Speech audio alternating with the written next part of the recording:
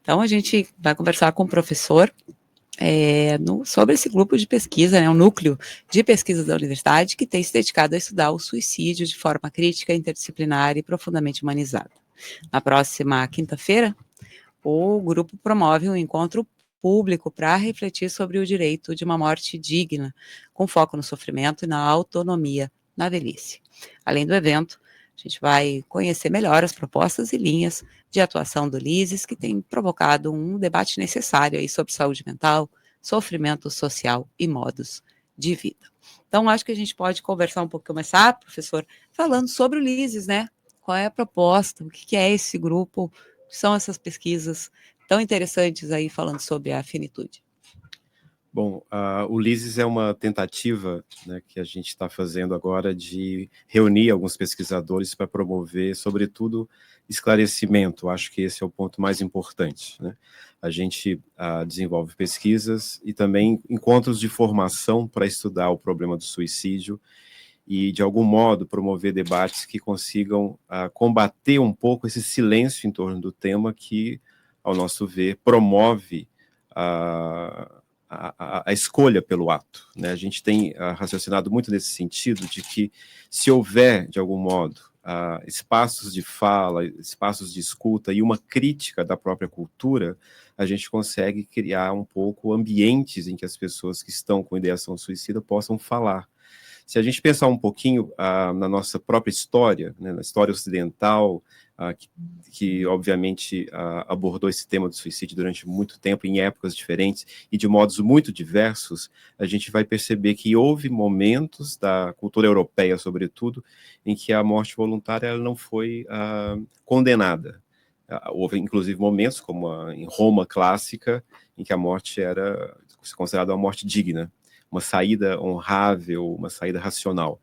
Então, em algum momento, né, da nossa história, houve uma intervenção, a gente pode localizar isso no tempo facilmente, em que a cultura da Europa ela começou a criticar o suicídio, condenando como uma forma de homicídio, né? Então, ele foi criminalizado, ele foi tido como um tipo de assassinato de si, né, pior do que o próprio ato de assassinato do outro. Então, a gente encontra legislações na Europa, sobretudo na Idade Média, que são terríveis em relação à condenação dos suicidas, né? Então, caso ele tenha conseguido, obviamente, morrer, a família era penalizada na França, na Inglaterra, a gente tem muita documentação que mostra isso, com, por exemplo, desapropriação dos bens da família. Teve gente que perdeu o castelo, por exemplo, né? E caso ele fosse, e o cadáver era esquartejado, arrastado em praça pública. Então a gente encontra legislações que mostram isso na Inglaterra, na França, que é muito mais bem documentado, a gente tem mais acesso. E caso ele sobrevivesse a uma tentativa, ele era enforcado, né? E muitas vezes o próprio cadáver era enforcado em praça pública. Essa condenação no Ocidente, ela chega até próximo de nós, né? Então, assim, na França houve uma descriminalização do suicídio no Código Penal de 1792, após a Revolução Francesa, mas, por exemplo, na Inglaterra, só deixou de ser crime em 1961. E no Código Canônico da Igreja Católica, só em 1983. Né? Então, até então, os padres eram proibidos de rezar as exéquias, a missa de sétimo dia, e o cadáver era muitas vezes enterrado como um indigente. Então, assim, havia uma dificuldade muito grande de conseguir um enterro digno para um suicida, de acordo com essa... Então, a gente tenta um pouco analisar, né, todas as condições culturais, as condições históricas que nos levou a esse estado do suicídio, de pensar o suicídio como algo que deve ser radicalmente negado. E a gente percebe, por exemplo, e aí é um tema correlato, não são dois assuntos iguais, mas são correlatos.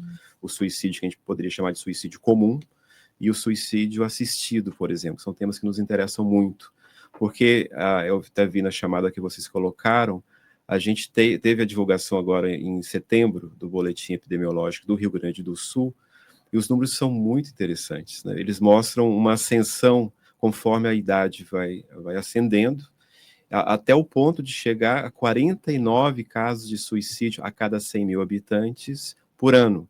Para vocês terem uma ideia, a média nacional é de 7,5. Né? Foi, realmente. Então, uma diferença enorme, né? Isso para o estado do Rio Grande do Sul. Rio Grande do Sul, né? Mas assim, nacional é mais ou menos isso, mas não chega a esse número tão alto. Então, os números do Rio Grande do Sul são muito altos. Próximo a isso, Santa Catarina, obviamente, a fronteira dos estados não vai fazer muito milagre, mas assim, há uma coisa muito curiosa no Rio Grande do Sul, que coloca o estado já, desde os primeiros boletins, com números muito elevados. Então, a gente tem que pensar um pouco as condições culturais que favorecem, obviamente, o suicídio. Um deles, né, me parece ser a ausência de políticas públicas para pensar essa dignidade de morte, ou dignidade no fim da vida. Há muitos idosos que seriam elegíveis, por exemplo, caso estivessem em países em que há uma legislação, e eles não têm alternativa. Então, para vocês terem uma ideia, na estação de Vila Madalena, em São Paulo, eles tiveram que colocar vidros, que só abrem quando as portas do metrô abrem, porque os idosos estavam se jogando, né? Então, assim, a gente encontra... e é um assunto extremamente silenciado, porque as campanhas do Setembro Amarelo geralmente são voltadas para jovens. A gente não vê, por exemplo, uma campanha do Setembro Amarelo desde a fundação do Brasil, 2015, voltada para o público idoso. E é um público que os números são superiores a qualquer outra idade. Professor, o senhor havia comentado que existem dois modelos de suicídio, né? O suicídio comum e o suicídio assistido. Queria que o senhor explicasse a diferença de cada um deles. Bom, eu vou tentar dizer primeiro o que eu penso que é o suicídio, né? O suicídio é um tipo de morte em que a pessoa provoca, através de algum meio que ela sabe que é letal, a própria morte. Mas a palavra suicídio, ela tem uma genealogia muito interessante. Ela só aparece na modernidade, não é uma palavra do latim clássico, por exemplo, né? E nem poderia ser porque ela comete um erro gramatical. No latim clássico, você não poderia pegar um reflexivo sui para criar uma palavra nova. Havia já a palavra homicídio, é claro, é muito antiga, né? Mas suicidium é uma palavra que só aparece no século XVII. Né? Então, há várias expressões na antiguidade para falar sobre esse tipo de morte, nenhuma delas é negativa. O que significa suicídio? Significa assassinato de si. É um tipo penal que começa numa época específica, quando um grande filósofo e bispo da Igreja Católica resolveu, né, tem um monte de motivos pastorais importantes e tal, mas ele condenou essa prática da morte voluntária, que era muito comum entre os cristãos na sua época, Agostinho, século V, e ele igualou o que ele chamava de morte voluntária, morte espontânea, ao crime de assassinato, evocando o Êxodo 22, os 10 mandamentos da lei mosaica, o não matarás, o 6º mandamento da lei mosaica, ou o 5º para o catolicismo, né, atual. Então, o Agostinho ele cria a ideia segundo a qual a morte voluntária é um tipo de assassinato. E até então, o cristianismo não tinha problemas com isso, com esse tipo de morte, né? Então, a gente tem Jerônimo, Ambrósio, que são bispos. Ambrósio é bispo, o Jerônimo não é propriamente bispo, mas ele foi o grande tradutor, né, da Vulgata, primeiro tradutor da Bíblia, do Antigo Testamento, e eles eram favoráveis à morte voluntária em certas situações, quando, por exemplo, as mulheres iam perder a pudicícia, a virgindade, por estupro. Então, eles diziam que era melhor a mulher morrer do que perder a virgindade ou o pudor, né, pelo estupro. E o Agostinho interfere nisso. Então, tem boas razões para o Agostinho fazer isso. O Agostinho defende que o único culpado no ato de estupro é, obviamente, o homem. Não pode ser a mulher. Ele quer proteger as mulheres. Então, ele quer mostrar para as mulheres que não há culpa alguma nelas. E elas não perdem sequer a virgindade. Para Agostinho não é uma virtude do corpo, mas a virtude da alma. Então, se a alma não consente, se a mulher não consente no ato, ela não tem responsabilidade nenhuma e sequer perde a própria virgindade. Então, não se trata de uma questão biológica para Agostinho, é uma virtude. E aí ele vai pegar o caso da Lucrécia, que é uma matrona romana que está ligada à fundação da República Romana. Ela morreu no ano 509 a.C., já era muito antigo para ele, né? Mas ela é um grande símbolo de virtude, né? Sobretudo da virtude da pudicícia, do pudor. E a Lucrécia foi estuprada pelo filho do rei Tarquínio e se matou. Antes dela se matar, ela pede ao marido que vingasse a morte dela, né? Então, o Brutus está ligado ali ao marido dela, eles fazem uma revolução, expulsam o último rei de Roma e fundam a República em 509. Então, a Lucrécia é um grande símbolo romano, e o Agostinho vai combatê-la. Enfim, só quero dizer que nesse momento do século V depois de Cristo, nasce essa ideia de que a morte voluntária é um tipo de assassinato. Então tem todo um contexto complexo ali e tal. Mas a questão é a recepção da obra do Agostinho. Ela, obviamente, vai simplificar as coisas e vai... 22 anos depois da morte do Agostinho, a gente já tem a primeira condenação da morte voluntária no direito canônico, no Concílio de Arles, em 552. E depois a gente tem o Concílio de Braga, o Bracária, no século seguinte, século VI, convocado por Martinho de Dume, que universaliza a condenação da morte voluntária. Isso vai marcar toda a história da Idade Média, né? Até chegar na modernidade, até chegar na gente. Então a gente tem uma condenação moral do suicídio, da morte voluntária, que era vista de formas muito plurais e variadas até esse início da Idade Média. Na Idade Média é um monobloco, uma ideia só. Suicídio e assassinato é um crime e deve ser combatido. Então tem coisas terríveis nos textos antigos sobre suicídio, né? Então é um tipo de morte voluntário, no qual a pessoa sabe. Mas a palavra suicídio, ela carrega um peso moral e criminal muito grande. A morte assistida, o suicídio assistido, ou a morte assistida, ela é um tipo diferente porque ela não está ligada a essa condenação moral tal como acontece no caso do suicídio comum. Então hoje é um tipo, né? E esse tipo, chamado suicídio assistido, nós tivemos a aprovação em 2023, perdão, aqui no Uruguai, do suicídio assistido. Tivemos agora da eutanásia, né, no mês de setembro. Também no Uruguai. Também no Uruguai. A Colômbia, desde 1997.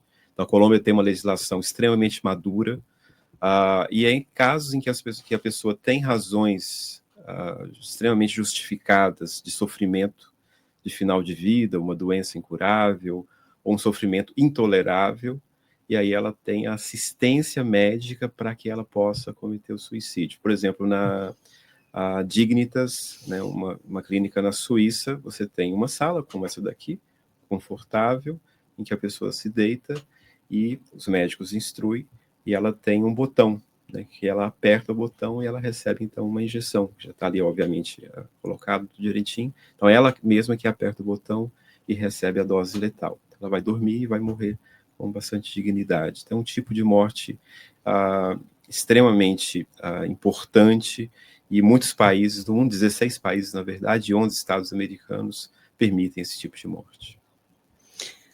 Pois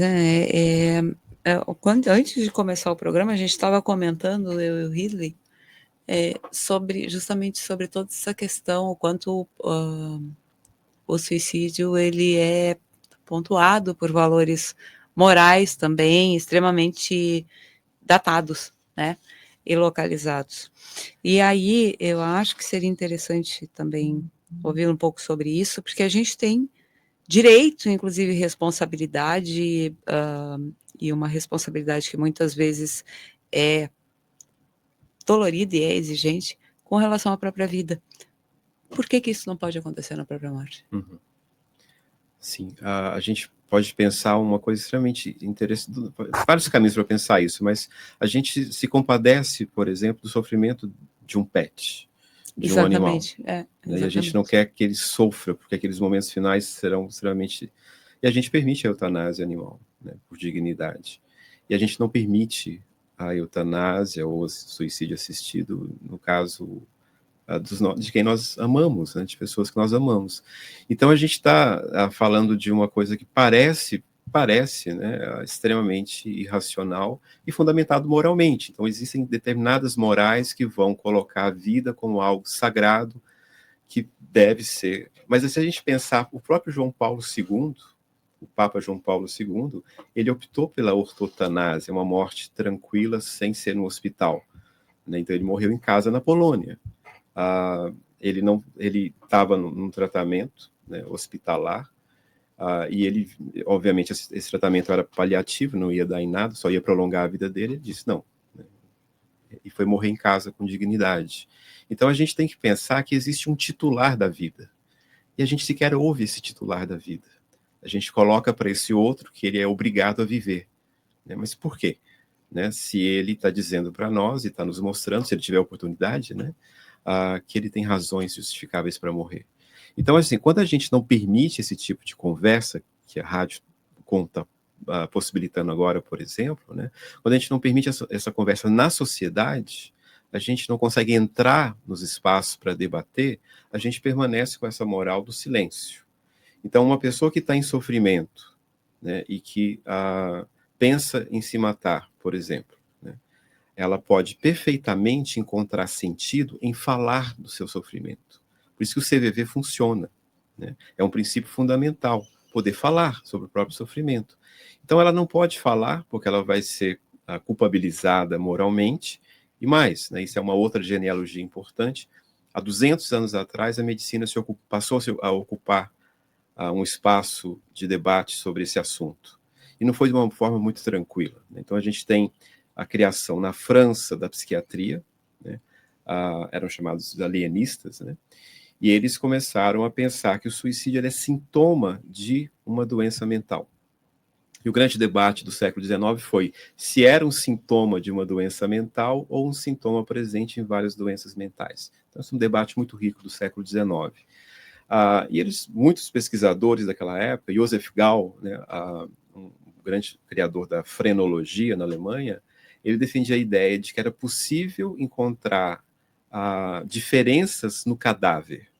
Então, por exemplo, o osso do suicida, né, a espessura do crânio seria mais alargada, né, e assim, coisas desse tipo. E várias coisas nesse sentido, uma fisiologia do suicídio. Chegaram até a aprovar em 1838, na França, o parlamento francês, uma lei para reter os cadáveres dos suicidas nos hospitais para estudo, para ver se encontrava a causa do suicídio.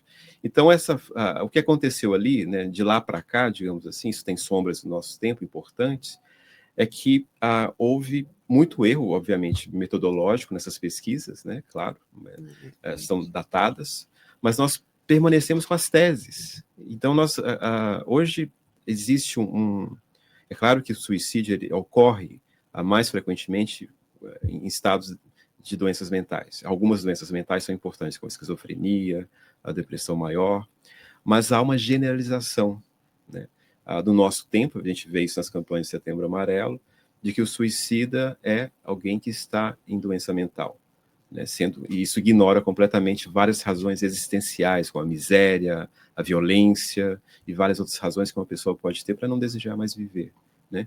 Então você tem um tabu moral e um tabu científico, um tabu médico. Ou você, então, né, possuído, digamos assim, por algum olhar maligno do diabo, ou você é um doente mental.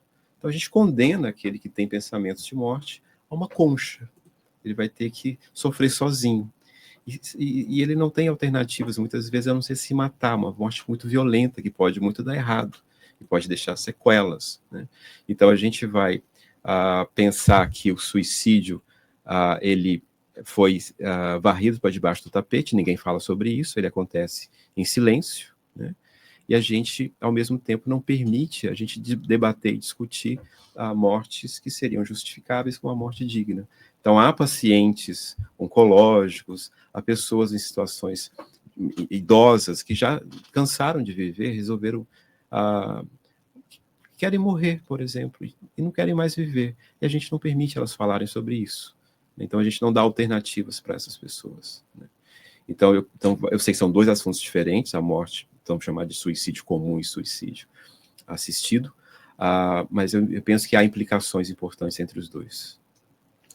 Professor, e justamente nisso que o senhor havia comentado, sobre o estado do Rio Grande, que a gente havia comentado, sobre o estado do Rio Grande do Sul liderar esse número de suicídios, como é que o Ulisses interpreta isso, esse grande número, com o sofrimento na velhice? Como que vocês fazem essa relação, justamente para pensar numa morte mais digna, né? Numa morte mais consciente, talvez, não sei se é o termo mais adequado. A gente não vai conseguir fazer nada sozinho no Ulisses, né? Então, se o Ulisses está começando, né, ele precisa de muita gente, ele precisa de profissionais de áreas muito diferentes. Eu costumo, para mim é uma convicção, né? Não existe especialista em suicídio, né? Nós precisamos de uma equipe de várias áreas diferentes para poder pensar isso juntos. O que a gente tem pensado, né, a gente vai discutir nessa próxima quinta-feira exatamente, quais são as condições, né, que poderiam nos conduzir para um debate amplo, público, para pensar a dignidade de morte no fim de vida. Então, nós pensamos, né, isso tem que ser sempre debatido, mas eu acho que uma das razões pelas quais há tanto suicídio entre idosos, né, é que nós não oferecemos alternativas a eles. Alternativas para viver bem e para morrer bem. Morrer bem a gente não dá mesmo, né? E a gente viver contra a vontade, muitas vezes, né? Alguém que comete suicídio aos 85 anos, ele obviamente não quer viver. A gente não consegue chegar até ele e ouvir por quê. Nós temos que pensar quais são as condições de vida desse idoso, né? Por que ele opta pela morte? E mais ainda, por que nós não debatemos esse assunto da possibilidade de uma política pública para uma morte digna no Brasil, né, diante de uma sociedade que é extremamente conservadora. E isso é notável, porque Portugal é uma sociedade conservadora. Portugal é um país que tem mais de 80% de católicos, é conservador, e o parlamento aprovou a descriminalização das drogas, o aborto, o suicídio assistido, né? Então, eles separam os valores da família dos valores da política. Isso é um ponto que a gente tem que discutir, né? A esfera pública e a esfera privada, elas se misturaram muito no país nos últimos anos, a gente viu isso, né?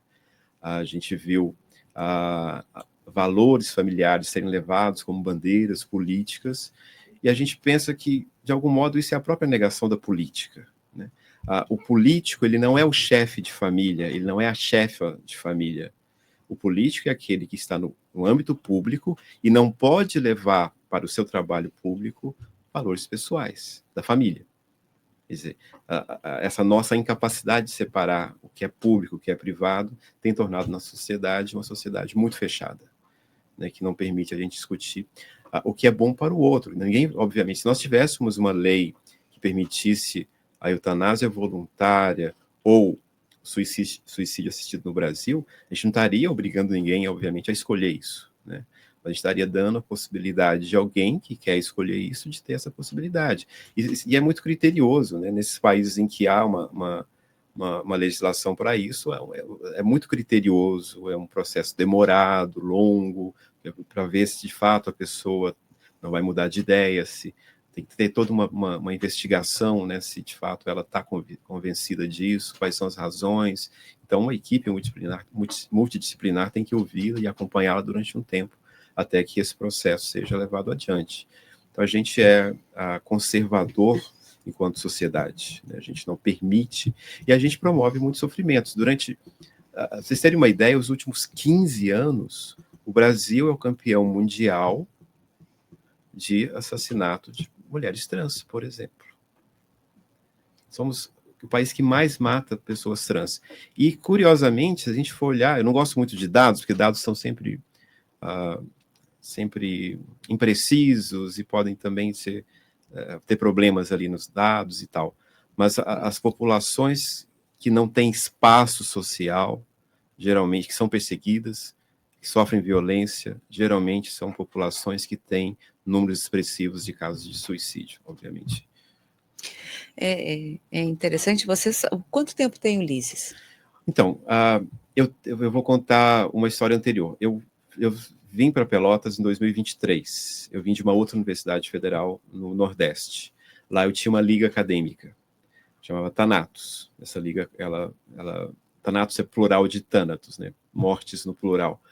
E a gente desenvolveu um trabalho muito interessante lá. Eu mesmo orientei mais de 10 dissertações de mestrado, a gente teve vários alunos muito envolvidos. A liga ela é presidida por aluno, eu só coordeno, e a gente fazia encontros de formação, debates públicos na Câmara dos Vereadores, muitas coisas assim. Eu vim para Pelotas em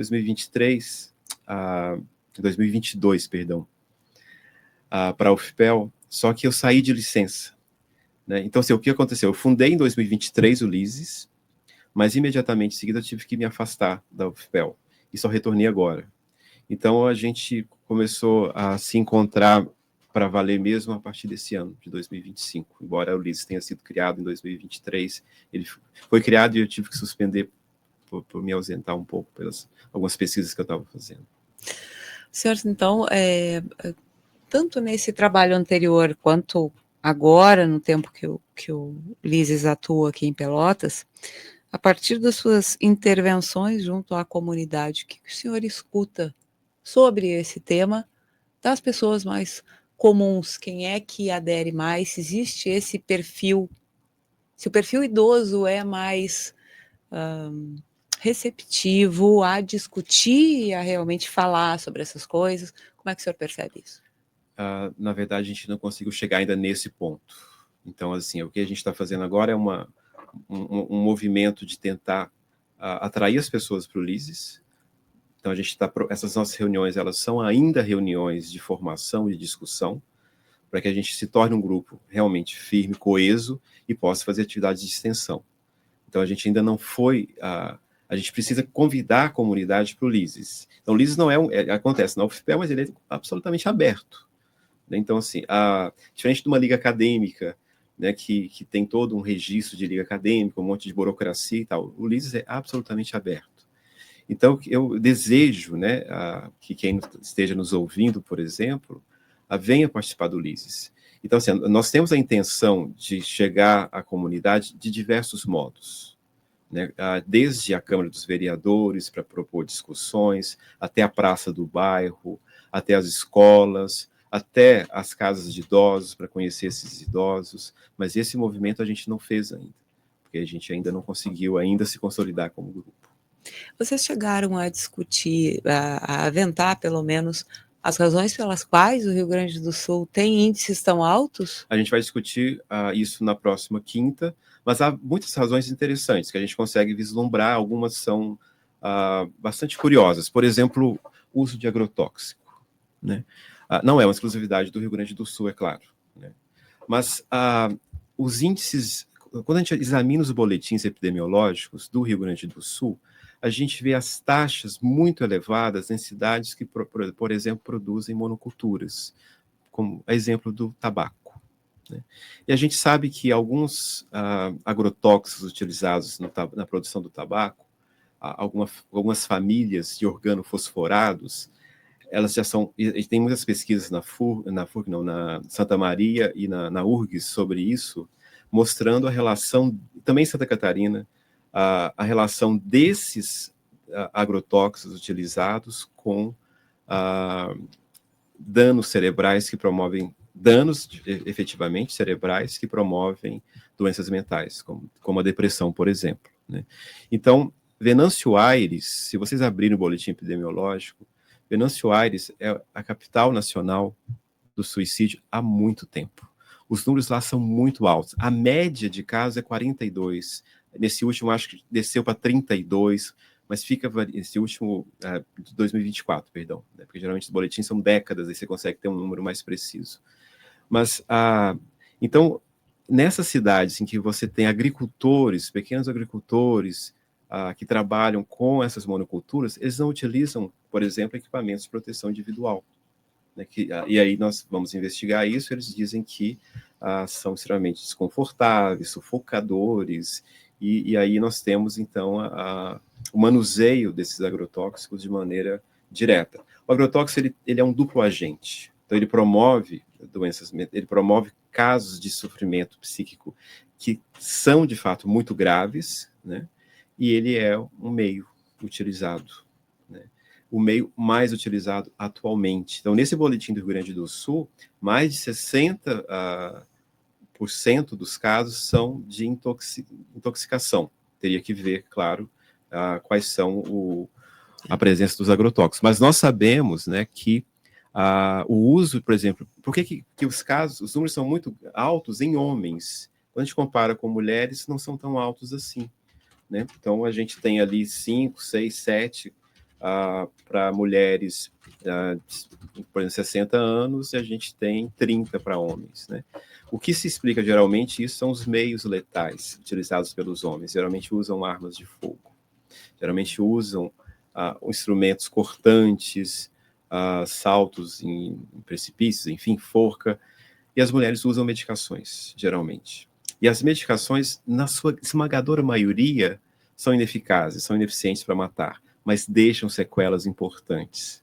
Então, isso nos leva a desconfiar que essa toxicidade toda sendo utilizada como meios esteja, de fato, em agrotóxicos, que são letais. Então, se você tomar 40 comprimidos de Rivotril, você não vai morrer, né? Mas vai ter danos cerebrais, possivelmente. Vai ter sequelas, possivelmente. Agora, né, um Roundup qualquer um compra na lojinha de agropecuária da esquina, né? Então, a gente consegue imaginar que isso seja um dos fatores. Os fatores são os fatores de colonização do Rio Grande do Sul, né? Então, esses fatores culturais, a masculinidade, essa presença do homem, da figura do homem gaúcho, por exemplo, né, que não vai se curvar e fazer como o presidente, dizer que está em paranoia ou que está em sofrimento psíquico, né, que não vai alegar isso. Então, ele, de fato, está em sofrimento psíquico e ele não vai dizer para ninguém, né? Qual é a frequência que essas pessoas vão a um psicólogo, por exemplo, vão a um médico, psiquiatra, né? É muito baixo. Então, a gente tem um fator cultural importante que pode ser estudado por aí, essa questão da colonização do Rio Grande do Sul, a questão dos fatores do agrotóxico, das monoculturas, e vários outros elementos que a gente não consegue ainda mensurar, né? Mas acho que esses dois fatores são relevantes. Professor, 11 horas mais 55 minutos. Para quem quiser comparecer, então, nesse encontro agora, quinta-feira, dia 27, às 5 horas da tarde, na sala 106 do curso de Gestão Ambiental, na Rua Almirante Barroso, o que a pessoa vai encontrar por lá? Quem é que vai conversar com o público? Como é que isso vai funcionar? É um ambiente extremamente acolhedor e doméstico, digamos assim. Não vai encontrar nada numa universidade institucional, um anfiteatro. É uma sala de aula normal, em que a gente faz um círculo para debater. Nós vamos debater 2 pequenos bilhetes deixados por duas pessoas que se mataram, que são extremamente lúcidos. Um do Flávio Migliaccio, que é um ator da Rede Globo que se matou durante a pandemia, né, na velhice, e deixou um bilhete extremamente lúcido, dizendo que o Brasil não sabe cuidar dos idosos, que é muito difícil envelhecer no Brasil, né, e que a humanidade não deu certo, né, e aí ele pede desculpas e diz, cuidem das crianças, né, um bilhete extremamente pequeno. Está divulgado no site do Lises, depois eu posso passar o endereçozinho. E uma carta de um pensador, escritor, ativista francês, que se matou no dia 26 de novembro de 1911, Paul Lafargue, que era genro do Karl Marx, casado com a Laura Marx. Os dois se mataram, ele e a Laura Marx, né? E deixaram um bilhete também muito pequenininho, extremamente sóbrio, né? Aos 69 anos, né, ele diz lá que eles decidiram que não iriam bancar as mazelas da velhice, né, que já estava ali roubando a saúde física, roubando a saúde intelectual, e que há muitos e muitos anos eles tinham decidido que iriam se matar quando essa hora chegasse. E aí eles, né, deixam esse bilhete, o Paul Lafargue aqui assina o bilhete, e eles se matam. Então a gente vai analisar esses 2 bilhetes, vai conversar um pouco sobre essa questão do suicídio assistido, da eutanásia voluntária, desses nossos países vizinhos, como Uruguai e Colômbia, que permitem, por legislação, esse tipo de morte. E vamos conversar sobre velhice, sobre suicídio, sobre vários assuntos em torno disso. Então, quem for ao nosso encontro vai poder participar do grupo, né? O grupo é cadastrado no CNPq, então eu posso perfeitamente, né, quem tiver interesse lá, ter um vínculo com a universidade, quem não for da universidade, por exemplo, ter um vínculo com a universidade, ter um cadastro no CNPq, que é o Conselho Nacional de Pesquisa, do MEC, né? E pode ter esse ambiente dentro da universidade para poder conversar. Quem é da UFPEL, por exemplo, de outros cursos, vai também poder ter lá o seu registro no projeto e poder participar e nos ajudar. Mas a ideia mais importante é que nós temos que fazer isso juntos, né? Então, quem está lá participando com a gente tem um espaço muito interessante para poder falar, poder conversar, dar suas opiniões, e a gente se fortalecer para que no ano que vem, 2026, a gente consiga sair, né, da nossa salinha. Pois eu ia lhe e poder ir perguntar. para A perspectiva de saída de campo de vocês, como é que vocês já estão elaborando essas possibilidades, então, já para 2026? Para 2026, né? Então, eu quero me aproximar também da política local, né, para ter algum espaço também dentro da Câmara dos Vereadores para discutir, e levar isso também para as escolas, né, fazer... Nós temos a Maria de Fátima, que é do IFE, participa com a gente, ela fez um mestrado sobre... ela é enfermeira e fez um mestrado sobre suicídio em estudantes, né, no IFE. Então, ela é uma das fundadoras do CVV, participa com a gente também. Então, a gente quer, de algum modo, atuar na sociedade, né? Mas, para isso, a gente tem que ter, algum modo, sabe, uma dificuldade imensa, uma diferença muito grande do Nordeste e do Sudeste. Eu sou de Minas Gerais, né? Morei 14 anos no Nordeste. Uma diferença muito grande a trabalhar esse tema no Rio Grande do Sul. As pessoas não vêm. As pessoas não vêm discutir esse assunto. Então, a nossa Liga Acadêmica promoveu em Pernambuco e Bahia, por exemplo, movimentos muito grandes, né? Havia um interesse muito grande em debater, em discutir, informar. Uma disciplina que eu ministrava na Universidade Federal do Vale do São Francisco, cheia de alunos, por exemplo, e aqui um silêncio muito grande, uma dificuldade muito grande de encontrar pesquisadores, quem é que está estudando isso, quem é que está discutindo. Então, é um desafio muito grande, um desafio perturbador. Justamente nessa questão do desafio, como que a universidade tem contribuído com essa discussão? No mês de setembro, a gente, infelizmente, teve 2 perdas de estudantes da FURG, sim, e isso me levou a conversar com a UFPEL para entender como que ela trata essas causas do adoecimento mental de seus alunos. E a Juliana, que ela faz parte do núcleo de psicologia, ela até me comentou que a UFPEL ela não participa das campanhas de Setembro Amarelo, né? Porque a partir da visão da praia, isso se tornou algo muito publicitário e que ficar durante um mês inteiro falando sobre suicídio, às vezes é muito mais doloroso para a família que perdeu alguém dessa forma do que trabalhar políticas ao longo do ano inteiro. Sim, então, sim. Eu queria que tu comentasse como o UFPEL tem trabalhado justamente Eu concordo nisso. Com a Juliana tem feito um trabalho interessante. E é também uma grande pesquisadora desse assunto, né? E ela é do LISES também. Eu penso que ela tem razão em relação a essa observação, porque todos nós conhecemos pessoas que ou perderam alguém por suicídio, e quando nós tivemos uma ação, às vezes a gente faz ações online para poder conectar também pesquisadores de outras áreas. Nós ouvimos outro dia a Jalane Moura, uma psicóloga da Bahia, que tem um mestrado sobre suicídio, e ela é sobrevivente de suicídio, né? O pai dela se matou.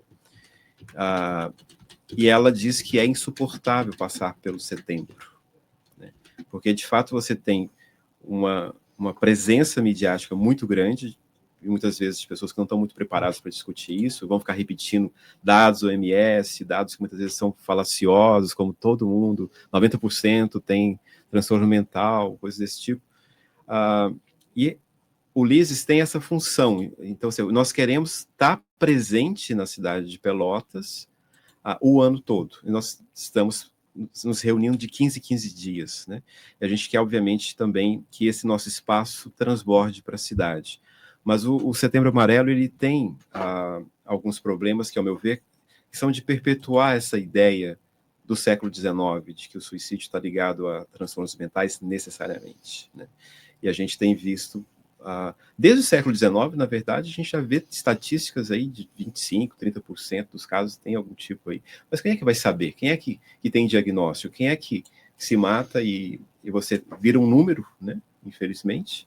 E como é que você sabe se aquela pessoa tinha ou não tinha um transtorno psiquiátrico, por exemplo, né? Então, a UFPEL, ela tem trabalhado muito timidamente, na verdade, esse assunto.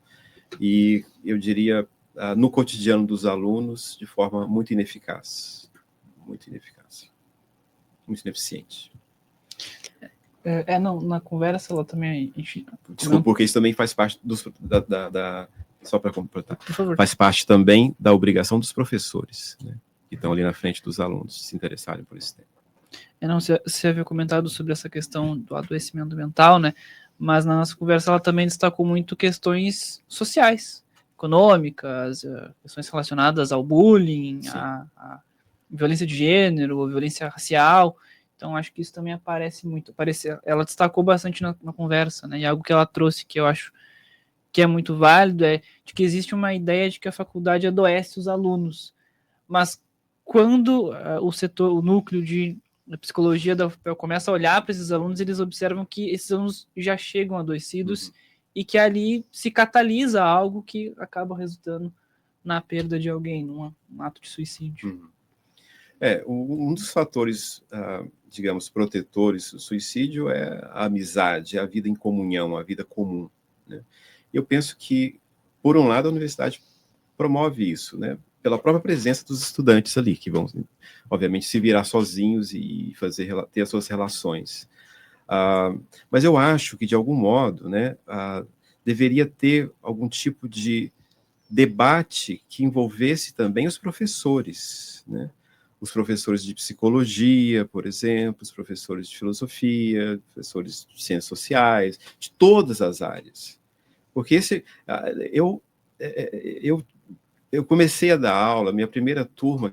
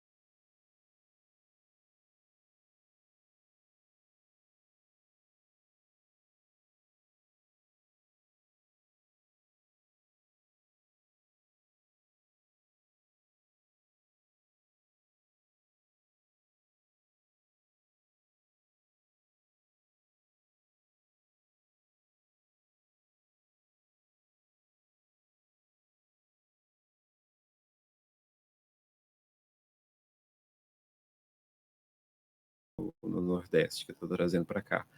Então, assim, lá a gente tinha muita procura dos estudantes de saúde, mas eu acho que esse é um ponto importante. A universidade deveria pensar de forma institucional os cursos de formação da área de saúde, disciplinas para colocar esse assunto na formação. Não formam para isso, né? E o senhor acha que os profissionais percebem essa necessidade ou sentem essa demanda? Ou só provocados? Só provocados. Só provocados. Muitas vezes. Tem um artigo que foi publicado aqui no Rio Grande do Sul, o pessoal da enfermagem, muito interessante, mostrando como que é o imaginário do pessoal que está na frente dos hospitais. Foi um trabalho com os enfermeiros. Então, geralmente, quando chega alguém, né, por lesão, por tentativa de suicídio, como que essas pessoas são tratadas? De uma maneira extremamente grosseira.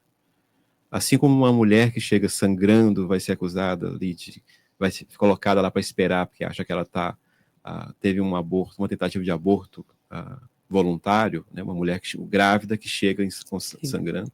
Do mesmo modo acontece com pessoas que chegam com autolesão. Elas são extremamente julgadas. Então essa pesquisa feita aqui pelos enfermeiros, por enfermeiros, pesquisadores, mostra uma coisa que a gente vê no Brasil todo, né? Então, assim, a urgência e emergência que atende essas pessoas por lesão autoprovocada são julgadas, né? Não deveriam estar ali, aquele leito poderia estar sendo ocupado por uma outra pessoa. Esse é o julgamento que a gente vê. Então, esse tipo de coisa, o Ulisses tem consciência de que ele tem função de debater, criticar a nossa cultura, a nossa sociedade em relação a isso. Esse julgamento que faz do outro. Isso só condena ao silêncio, condena a única escolha, que seria o ato, quando ela pode escolher falar sobre isso.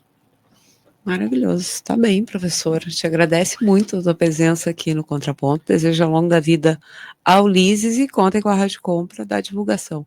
Obrigado, muito obrigado pelo espaço, o trabalho de vocês maravilhoso em relação a tudo que vocês fazem, e esse tema é muito importante. Obrigado. Obrigada, professor. O site, desculpa, posso passar o site? Por favor. É wp.ufpel.edu.br. Já tá. Já botou? Só que eu tô... /Lises. Espera aí um pouquinho. Tu quer que eu bote? Eu não consigo clicar. Tu não tá conseguindo. A gente tá com vários problemas técnicos hoje, não. Eu botei o CVV. Aqui. Aí. Este, professor. wp.ufpel.edu.br/Lises. LYSIS. Isso. Lá tem todas as informações do próximo encontro. Tem uma aba chamada Próximo Encontro. Tem sempre a notícia do próximo encontro, vários artigos, muita coisa. Maravilha. Tá bem. Muito obrigada. A gente conversou com o Alexandre Reis, ele que é o coordenador do Lises, núcleo aí de pesquisa que propõe escuta, cuidado e reflexão sobre temas difíceis, mas fundamentais: suicídio, envelhecimento e o direito à autonomia. O encontro vai ser promovido nessa semana pelo núcleo, é uma oportunidade de refletir, então, em coletivo sobre as formas como vivemos e morremos. Esse encontro acontece, então, na quinta-feira, agora dia 27, a partir das 5 horas da tarde, na sala 106 do curso de Gestão Ambiental, na rua Almirante Barroso, 1734. As informações, Instagram? Sim, @LisesUFPel. UFPel. @LisesUFPel. É no Campus 2. Não, é no prédio onde era o Denos.